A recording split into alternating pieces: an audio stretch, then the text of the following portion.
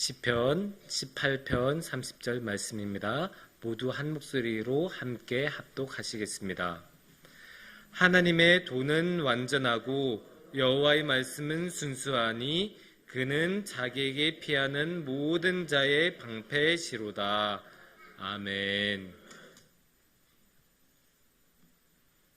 사랑하는 성도님들, 외국어를 잘 배우는 것은 항상 중요하죠. 외국어는 항상 잘하면 좋습니다. 특히 우리나라는 영어만 잘해도 먹고 사는 데는 문제가 없을 정도로 외국어를 잘하면 일단은 삶에 도움이 돼요.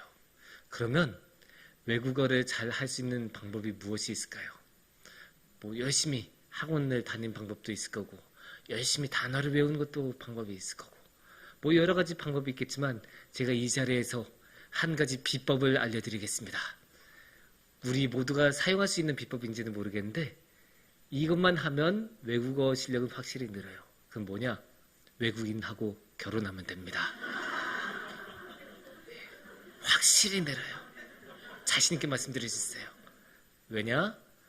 24시간 함께 붙어있고 밥 먹었어 같은 아주 간단한 말부터 막 집 계약서까지 같이 아주 복잡한 수준의 언어까지 다 영어로 외국어로 나누다 보면 당연히 외국어 실력은 늘 수밖에 없습니다. 여기서 우리가 알 수 있는 것은 외국어 실력을 키우기 위해서는 외국 사람하고 결혼해야 된다 말고 또 알 수 있는 것은 사랑을 나누기 위해서는 이 말이라는 게, 언어라는 게 중요한 것을 알 수 있습니다. 아무리 사랑을 해도 전해지지 않는다면, 우리가 구슬이 아무리 많아도 껴야 보배라는 말을 알죠? 그것처럼 사랑은 전해져야 사랑으로 빛날 수 있어요. 그런데 이 사랑을 전하는데 가장 기본적이고 간단한 방법은 뭐예요? 말로 하는 거죠. 사랑해라고 말하고 상냥한 말로 하고. 그런데 서로의 언어가 통하지 않아서 이 사랑한다는 마음을 전하지 못한다면 참으로 아쉬운 결과가 생겨나겠죠. 그만큼 언어는 중요하고 말은 중요해요. 그런데 우리는 너무 어릴 때부터 말을 할 줄 알죠. 특히 2살, 3살만 돼도 이제 사람들이 말을 하기 시작하잖아요. 그 다음부터는 평생을 말을 하면서 살아가요. 그러니까 우리는 이 언어나 말하는 게 너무 당연하다고 여기면서 살아갈 때가 있어요. 그런데 이렇게 언어를 하고 말로 대화를 할 수 있다는 것은 사실 그렇게 간단하고 당연한 게 아니에요. 우리가 상대하고 이렇게 대화를 하고 아무리 설득해도 안 될 때 자주 하는 말이 뭡니까? 에휴, 말이 안 통해. 자주 하는 말이 아닌가. 이 말이 안 통하는 만큼 답답한 것도 없어요. 아무리 노력하고 아무리 뜻을 잘 이야기해도 요지부동이면, 그래서 말이 안 통하면 정말로 답답해요. 그만큼 이 말이 통하는 게 너무나 중요한 거고, 그래서 우리가 알 수 있는 것은 사랑하면 말이 통할 수밖에 없고 언어가 통해야 사랑한다는 것을 알 수 있습니다. 그런데 우리가 가장 사랑하는 분은 누구십니까? 예수님, 하나님 아니십니까? 그러면 여기서 어떻게 되겠습니까? 하나님을 사랑하는데 말이 통해야 사랑이 통한다. 그러면 하나님하고 사랑을 통하려면 하나님하고 말이 통해야겠죠. 그러니까 우리는 하나님의 언어를 할 줄 알아야 돼요. 안 그러면 하나님하고 사랑의 소통이 어렵겠죠? 그런데 하나님하고 우리는 사용하는 언어가 다를 수밖에 없습니다. 왜냐? 우리는 죄가 너무나 많은 사람들이고 하나님은 죄가 없으신 분이시고 어떻게 말이 똑같을 수 있고 언어가 똑같을 수 있겠어요? 그래서 우리가 하나님의 언어를 잘 배워서 하나님의 사랑을 잘 나눌 수 있도록 이 시간 하나님의 언어에 대해서 한번 생각해보는 시간을 가졌으면 좋겠습니다. 성경에서는 하나님의 언어에 대해서 많은 기록이 남아있어요. 특히 하나님의 말씀은 이렇다, 하나님의 말씀은 저렇다, 그런 식으로 기록이 많이 되어 있죠. 그래서 그 중에 오늘 하나의 말씀인 시편 18편 30절을 우리가 같이 볼 텐데요. 이 시편 18편 30절을 한번 같이 다시 보겠습니다. 하나님의 도는 완전하고 여호와의 말씀은 순수하니 그는 자기에게 비하는 모든 자의 방패시로다. 아멘. 이 말씀에는 너무나도 명확하게 하나님의 말씀이 어떤 말씀인지 나타나 있죠. 다음 자막 한번 보여주시겠어요? 여호와의 말씀은 어떻다고요? 순수하니. 하나님의 말씀은 순수하다고 하세요. 우리가 보통 순수하다고 하면 무엇입니까? 불순물이 없는 상태예요. 그러니까 이제 금 같은 거 딱 하면 잘 이렇게 재련하고 정제해서 모든 불순물을 딱 없애고 딱 금만, 그 뭐라고 해요? 순금으로 만들어내는 그런 거 우리 하지 않습니까? 그래서 순수한 금만 딱 모으는, 이거를 사람한테 이제 적용하면 다른 이상한 괴계 부리지 않고 이상한 꼼수 부리지 않고 정말 있는 그대로 살아가는 사람을 우리가 보통 순수하다고 말을 하죠. 하지만 우리는 우리의 의도를 숨기고 살아가는 경우가 굉장히 많아요. 그거를 잘못했다고만 비난할 수는 없어요. 저는 그렇게 생각해요. 왜냐? 사회생활을 살다 보면 자신의 마음속에 있는 속마음을 다 그대로 보여주면 굉장히 나중에 어려움을 당하거나 이용당하거나 그런 경우가 너무나 많아서 우리가 살아가는 세상에서는 우리의 의도를 숨겨야 되는 경우가 많아요. 하지만 그거를 의도를 조금 심하게 숨기시는 분들도 계세요. 어떤 분들이 있냐? 특히 일본 사람들이 그런다는 이야기가 있는데, 일본 사람들 중에서도 일본 사람끼리도 심하다고 말하는 사람이 있어요. 그게 어떤 사람들이냐? 교토라는 지역에 사는 사람들이 특히 심하대요. 여러분 막 집에서 피아노 치실 수도 있잖아요. 우리 경비처럼 피아노 이렇게 잘 치고 다다다닥 치고 있으면 어느 날 막 이웃 만났을 때 이웃이 피아노 되게 잘 치세요 하면 기분 좋고 막 지나갈 거잖아요. 근데 만약에 교토 사람이 와서 아이고 피아노 되게 잘 치세요 하면 여러분 기분 좋아하시면 안 돼요. 그건 무슨 뜻이냐? 칭찬하는 거 절대 아니에요. 왜 그렇게 시끄럽게 구세요? 라는 것을 돌려서 말하는 거예요. 이게 얼마나 피곤합니까? 말 한마디 한마디 할 때마다 이 사람의 진짜 뜻은 무엇이지? 이걸 생각하고 살아야 되잖아요. 한번 이렇게 이런 말을 듣다 보면. 그러니까 이게 굉장히 피곤해져요. 또 이렇게 의도를 숨긴 말은 거짓이 끼어들기가 너무너무 쉬워요. 앞에서 한 말하고 뒤에 숨겨진 뜻하고 다르니까 이 사이에 다 거짓이 끼일 수가 있죠. 그러니까 거짓된 말이 되게 너무 쉬워요. 하지만 하나님의 말씀에는 이러한 어려움이 없어요. 왜냐? 하나님의 말씀은 순수하니까. 하나님의 말씀에는 다른 의도도 없고 거짓도 없어요. 하나님은 너무나 진실하신 분이시고 순수하신 말씀을 사용하신 분이세요. 그러니까 우리가 여기서 마태복음 말씀이 이해가 할 수 있는 거예요. 이걸로 마태복음 19장 14절에서는 이렇게 말씀하십니다. 예수께서 이르시되 어린아이들을 용납하고 내게 오는 것을 금하지 말라. 천국이 이런 사람의 것이니라 하시고. 천국은 뭐예요? 하나님의 나라죠. 하나님의 나라에서는 당연히 하나님의 말을 쓰겠죠. 그리고 하나님의 말은 순수한데 어린아이들은 어때요? 순수하잖아요. 이렇게 순수한 아이들이니까 당연히 순수한 말을 사용하는 하나님의 나라에서 들어간 게 너무나 당연한 것 아니겠습니까? 그러니까 예수님께서 천국은 이런 어린아이들과 같이 순수한 사람들을 위한 것이다 라고 말씀하신 거예요. 이만큼 하나님의 말씀은 순수합니다. 하나님의 말씀이 가지고 있는 또 다른 특성이 있습니다. 다음 자막을 한번 보여주시면 30절에서는 이렇게 또 강조되어 있는 게 방패라는 말씀을 우리가 한번 주목해야 합니다. 방패. 하나님의 말씀은 방패. 하나님의 말씀은 순수하니 그는 방패시로다. 이렇게 이야기가 되면 하나님의 말씀은 순수하니까 하나님께서는 방패시다라는 말이니까 결국 방패라는 특성은 이 순수함에서 나온 특성이고 그러니까 여호와의 말씀의 특성이라고 볼 수 있어요. 그러면 하나님의 말씀은 방패라고 하는데 방패는 뭡니까? 무기죠. 상대방의 공격을 막는 화살이나 창이나 칼 같은 걸로 공격했을 때 딱 막아주는 그런 방패잖아요. 근데 방패는 어때요? 단단해야죠. 방패가 만약에 이것좀 이렇게 흐물흐물하면 막을 수 있겠습니까? 절대로 막을 수가 없겠죠. 우리가 흔히 조롱하는 말로 종이방패라는 말도 쓰죠.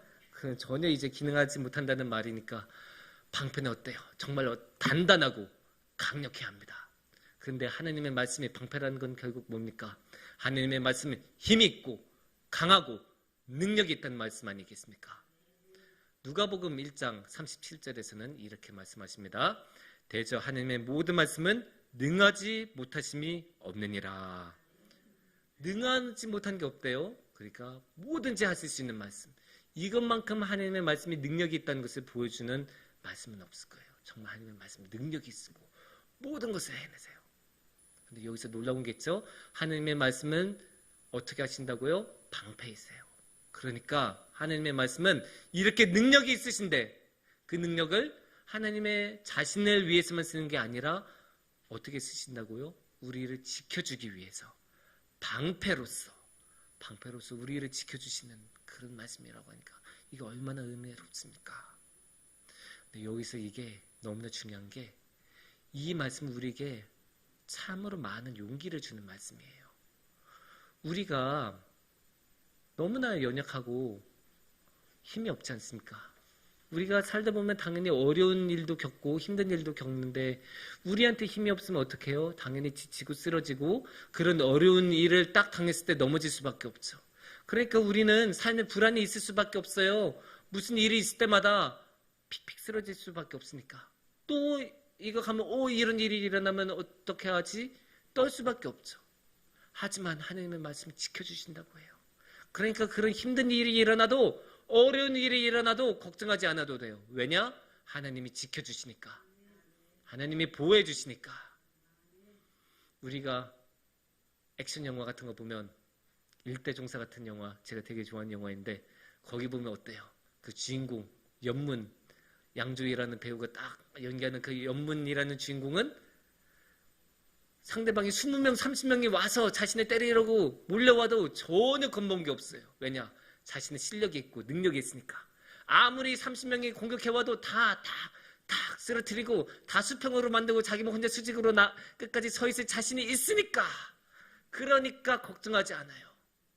능력이 있으면 이런 거예요. 아니 자신이 해낼 수 있는데 왜 겁을 먹습니까? 물론 우리는 우리 자신이 해낼 수 있는 건 아니죠. 하지만 하나님이 우리를 위해서 해주세요. 하나님이 우리를 위해서 지켜주세요. 그러니까 아무리 힘든 일이 일어나도 우리는 겁먹을 필요가 없어요. 하나님이 알아서 해결해 주시고 하나님이 도와주시고 지켜주시니까. 그만큼 하나님의 말씀은 능력의 말씀으로 우리를 지켜주십니다. 여기서 이제 또 한 가지 중요한 게 있습니다. 하나님께서는 지켜주신다고 하잖아요. 근데 이렇게 지켜주신다고 하실 때 누구만 지켜주실까요? 아니에요. 누구만 골라서 그래 너는 이번 주 잘했으니까 착한 일 많이 했으니까 넌 지켜줄게. 아휴 넌 이번 주는 안 되겠다. 넌 이번 주 알아서 살아라. 이렇게 하시겠습니까? 아니겠죠. 우리 30절 말씀 다음 자막 한번 보겠습니다. 하나님의 도는 완전하고 여호와의 말씀은 순수하니 그는 자기에게 피하는 모든 자의 방패시로다. 아멘. 하나님은 우리 모든 사람을 지켜주신다고 말씀하고 계세요. 한두 명 아니에요. 왕같이 가장 높은 사람 아니에요. 모든 사람. 하나님을 찾고 하나님에게 도움을 구하는 모든 사람을 지켜주신다고 말씀하고 계세요. 이게 진실인지 어떻게 아냐? 성경 말씀을 보면 알 수 있죠. 성경 말씀에 요한복음 1장 14절에서 뭐라고 말씀하시냐면 말씀이 육신이 되어 우리 가운데 거하시매 라고 하십니다. 하나님의 말씀이 육신이 된 것, 이건 무엇을 말하죠? 예수님이 오셨다는 것을 말씀한 거죠. 근데 이 예수님이 어떻게 사셨어요? 우리 예수님의 삶, 그 행적 다 알고 있지 않습니까? 많은 사람들에게 이적을 베풀고 건강을 나눠주고 하나님의 복음의 말씀을 전하고 그리고 끝내 어떻게 사셨습니까? 끝내 어떻게 돌아가셨습니까? 십자가에 오르셨죠. 왜? 우리 모든 사람을 구원하시라고, 우리 모든 사람에게 복음을 전하시라고, 우리 모든 사람에게 영원한 생명을 주시라고 친히 그 십자가에 오르셨죠. 그러니까 앞서 말한 이 모든 사람을 지켜주신다는 말씀을 여기서 우리가 알 수 있는 거예요. 예수님의 행적만 봐도 예수님이 말씀이시니까 이 말씀에 어떻게 하셨냐? 이 말씀은 모든 사람을 위해서 십자가를 지셨다. 그러니까 이 모든 사람을 위하라는 게 너무나 잘 보이지 않습니까? 근데 우리는 너무나 잘 알고 있지 않습니까? 이 십자가란 무엇입니까? 예수님의 사랑 아닙니까? 하나님의 사랑 아닙니까? 이 예수님만큼 하나님의 사랑을 잘 보여준 게 없죠. 왜냐? 자신을 버려서라도 우리 모두를 구하고 싶으셨으니까. 예수님은 그냥 홀로 행복하게 잘 지내실 수도 있으셨어요. 하지만 그러지 않으셨어요. 왜냐? 자신이 그냥 홀로 그렇게 살아가시면 우리 모두는 어둠 속으로 빠져들 수밖에 없으니까. 그러니까 예수님께서는 우리를 위해서 방패가 되어주시고 우리를 향한 모든 악한 공격을 막아주시는 그 역할을 하시겠다고 결심하시고 방패로서 저 십자가에 오르신 거죠. 그래서 저 십자가에서 그 모든 모욕과 못질과 그 화살을 다 받으시고 온몸이 만신창이가 되시면서까지 그 십자가를 포기하지 않으셨습니다. 그게 예수님의 사랑이라고 말할 수밖에 없지 않겠습니까? 그렇게 하지 않으셔도 되는데 우리 모두를 위해서 우리를 살리고 싶으셔서 자신의 모든 것을 내어주고 그 모든 고통을 겪으시면서 십자가를 겪으셨으니까, 십자가로서 방패로서 우리를 지켜주셨으니까, 그래서 예수님의 사랑이 여기서 빛나고 예수님께서 우리 모두를 위해서 지켜주셨던 것을 우리는 알 수 있습니다.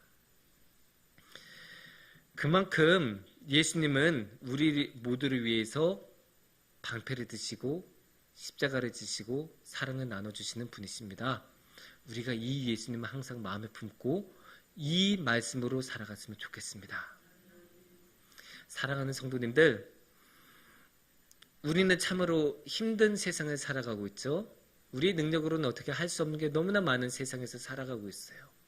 그런데 그럴 때마다 우리 혼자의 힘으로 하려고 생각하면 안 돼요. 아니면 이 세상의 법칙대로, 이 세상의 언어대로 살아가려면 결국 이 세상에서 벗어날 수가 없어요. 그럴 때는 어떻게 되냐?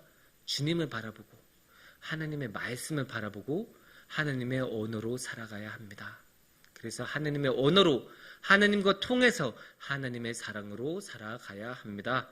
그렇게 하나님의 말씀은 어떤 말씀이었습니까? 순수한 말씀이었고, 하나님의 말씀은 방패로서 우리를 지켜주신 말씀이었고, 우리 모두를 지켜주시는 사랑의 말씀입니다.